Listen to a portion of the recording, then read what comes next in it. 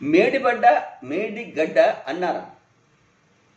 మన బిడ్డలు కుంగిపోవడం మీద సిట్టింగ్ జడ్జితో విచారణ జరిపిస్తాం అని అసెంబ్లీ మన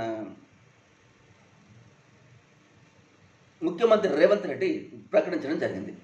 అసలు మేడిగడ్డ ఎందుకు కుంగిపోయింది, ఎందుకు పనికి రాకుండా పోయింది అనే విషయాలు తెలుసుకుంటామన్నారు. సంతోషమైన విషయం. ఎందుకంటే ఎక్కడ అవినీతి జరిగినా అందులో పాలకుల పాత్రతో పాటు అధికారుల పాత్ర, కాంట్రాక్టర్ల పాత్ర ఉంటుంది. దాన్ని తెలిసాల్సిన అవసరం ఉంది. అసెంబ్లీ సమావేశాలు ముగిసిన తర్వాత సభ్యులందరినీ తీసుకెళ్ళి ఎక్కడికి మేడిగడ్డ అక్కడికి అన్నారు, బ్రిడ్జ్ గారు తీసుకెళ్తామని ప్రాజెక్టు గారు. విచారణలో అన్ని విషయాలు బయటకు వస్తాయన్నారు ఎవరు? రేవంత్ రెడ్డి.